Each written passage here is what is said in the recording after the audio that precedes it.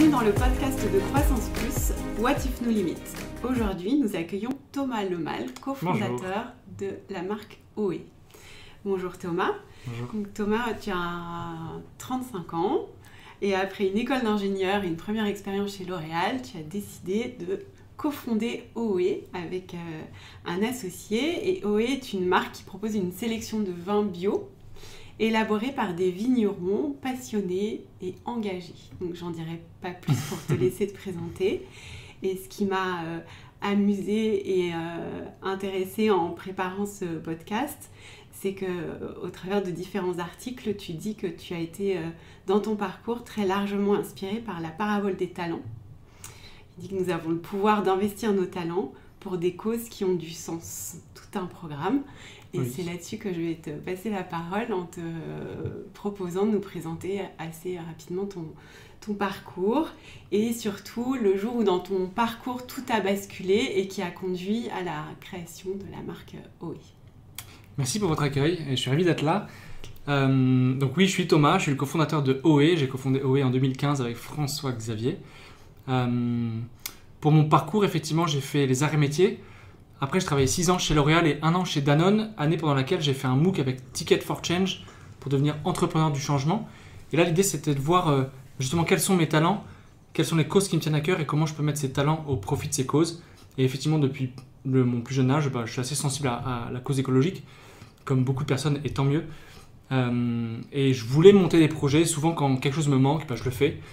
Et puis à ce moment-là, j'ai rencontré FX. Lui, il travaillait dans le vin auparavant. Et moi, je voulais apporter toute la brique marketing, commercial, très digital aussi.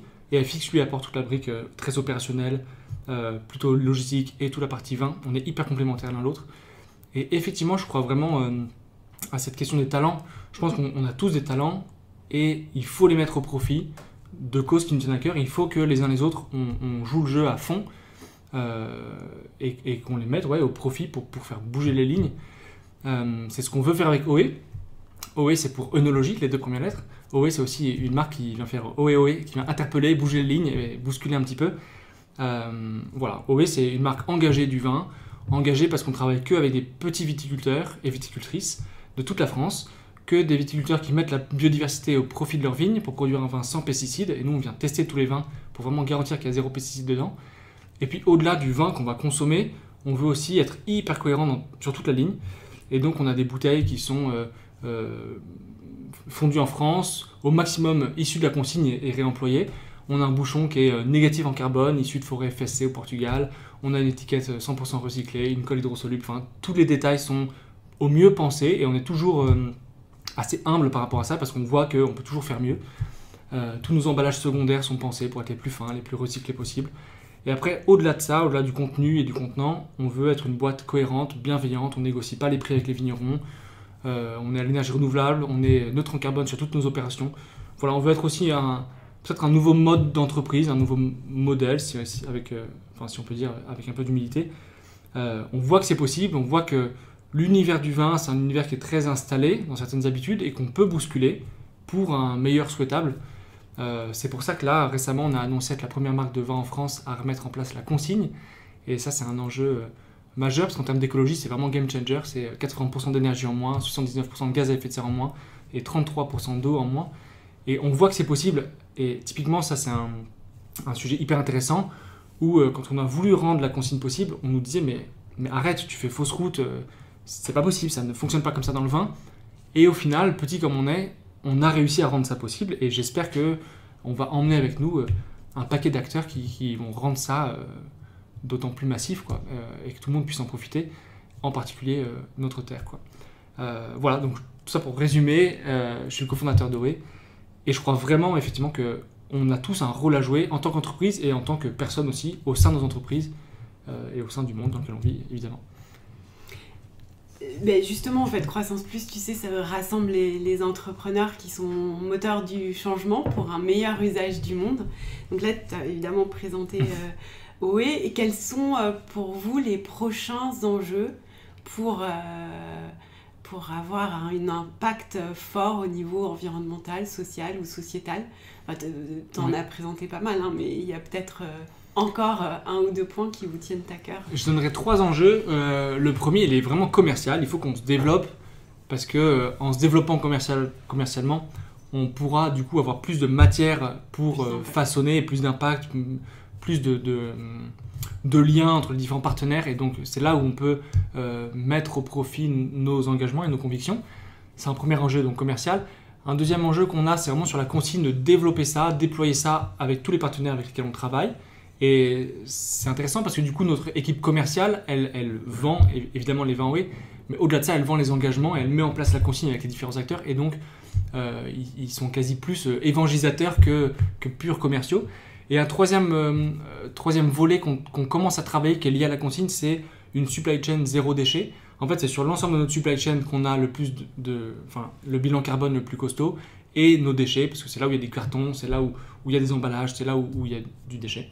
Et donc, on est en train de travailler, de dissocier toutes les étapes, de tout analyser et de voir comment est-ce qu'on peut travailler sans générer aucun déchet. Et donc, avec de premiers acteurs, on essaie de mettre ça en place. Et concrètement, ça voudrait dire... Concrètement, par exemple, comment faire en sorte de ne plus avoir de carton. D'accord.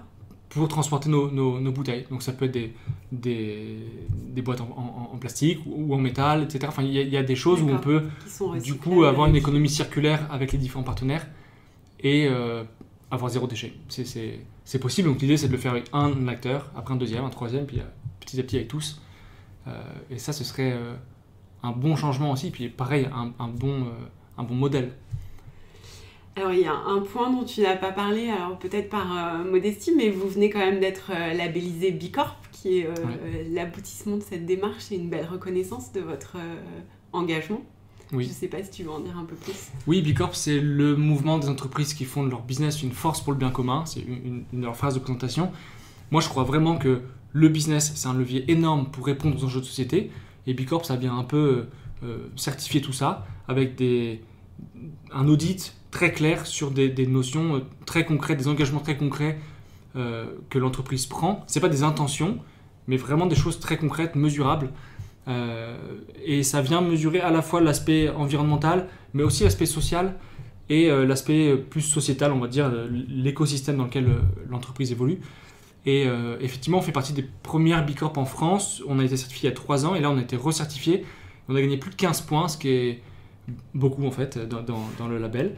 Et ce que j'aime beaucoup chez OE, c'est que tous les trimestres, tout le temps en fait, on se pose la question comment faire mieux, on se remet tout le temps en cause. Et donc on a des objectifs trimestriels en termes de business, en termes de marketing, mais aussi en termes d'engagement. Et donc tout le temps, toute l'équipe est concernée par nos engagements pour toujours faire mieux sur plein de petits détails. Et tout ça réuni, ça fait qu'on crée le changement, ça fait qu'on emmène nos partenaires avec nous, et ça fait aussi que plus concrètement on gagne des points B Corp, sachant que la finalité n'est pas de gagner des points, mais de changer, de s'améliorer, quoi, effectivement.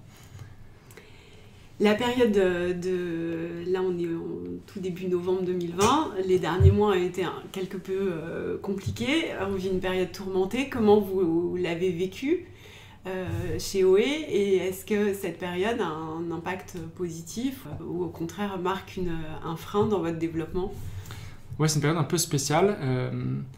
Nous, il y a du bon et du moins bon. Il y a du moins bon très concrètement sur certains axes d'OE. Typiquement, on travaille pas mal sur l'événementiel et la restauration.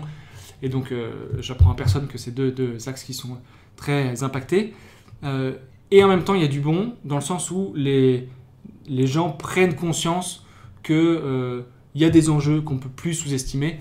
La consommation que chacun a des impacts au-delà de simplement ma petite cuisine, quoi. Et donc, cette prise de conscience-là, elle nous est favorable parce qu'on est un des acteurs les plus engagés sur le vin. Et cette cohérence-là, c'est ce que les acteurs maintenant veulent raconter. Et on a des énormes traiteurs qui sont hyper impactés là, avec qui on ne pouvait pas discuter auparavant parce qu'ils voulaient juste les vins les moins chers possibles. Et maintenant, ils nous font signe en nous disant on prépare la suite, on ne sait pas vraiment quand ça va redémarrer, mais on veut que ça redémarre avec vous. Et ça, c'est hyper favorable pour nous. Alors, pas dans le très court terme en chiffre d'affaires, mais sur la suite, sur le moyen terme, c'est vraiment très favorable pour nous, favorable pour eux aussi, et favorable pour tout le monde. Donc ça, c'est assez... moi, je m'émerveille aussi de voir qu'on peut être une solution pour ce secteur-là, pour créer le changement ensemble. Et nous, on veut les aider à emmener leurs équipes avec eux et avec nous du coup. Donc tu fais partie de ceux qui considèrent que cette crise est un accélérateur du changement? Oui, tout à fait. Accélérateur du changement, tout à fait. Parce que je pense qu'il y a une vraie prise de conscience qui est favorable. Après, malheureusement, il y a plein de personnes qui sont hyper impactées personnellement, comme en tant qu'entreprise. Donc, il faut aussi savoir accompagner ces gens-là d'une bonne manière, quoi. Et pour sortir un peu d'OE et en revenir à toi, il y a une question qu'on aime bien poser, c'est de savoir ce que tu ferais aujourd'hui si tu n'étais pas entrepreneur. C'est une bonne question. Elle n'est pas simple à répondre parce que j'ai l'impression qu'entrepreneur, on l'est ou on l'est pas, donc c'est dur de se dire si j'étais pas, qu'est-ce que je ferais. Si j'étais pas entrepreneur, je pense que j'aimerais bien être responsable du changement au sein d'une grande entreprise, par exemple.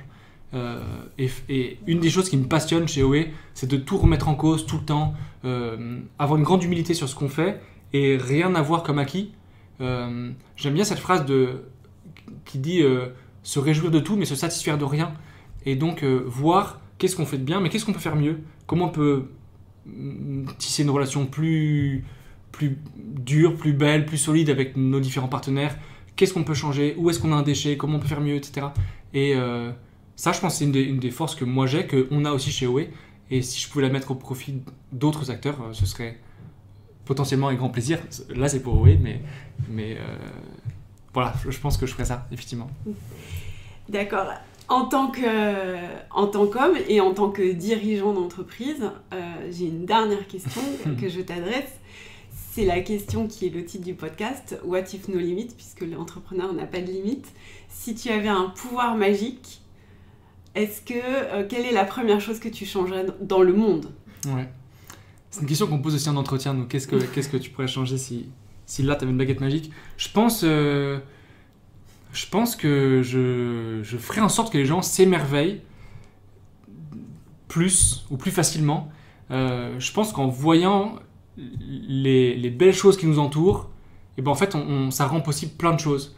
Et il y a plein de petites choses où on se dit, qu'on voit même plus. Et si on pouvait juste ouvrir les yeux dessus, on se dirait, mais c'est ça qu'il faut en fait.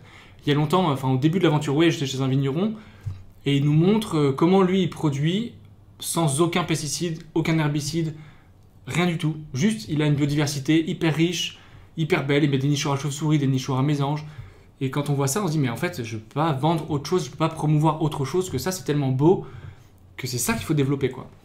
Et donc, c'est ce qu'on essaie de faire avec OE. Mais je pense que si chacun pouvait s'émerveiller plus dans son écosystème, dans ses entreprises, ça changerait tout. Ça changerait les talents qu'on libère, ça changerait les relations entre équipes, ça changerait, je sais pas, plein de choses. Et on se défocuserait de simplement, peut-être uniquement rechercher le profit, mais peut-être mettre le profit au service de choses plus riches, plus belles, plus merveilleuses peut-être. Parfois c'est un peu fleur bleue, vu comme ça, mais en même temps je pense vraiment que c'est ça qui créera la différence, qui fera qu'on emmène les gens, les talents, qu'on bouscule les lignes, parce qu'il y a des choses qui prennent du coup plus de valeur, parce qu'on voit le sens qu'elles ont. Ouais. Merci Thomas, on te souhaite une belle réussite et une belle réussite à OE. Merci bien. À très bientôt pour un prochain épisode du podcast de Croissance Plus.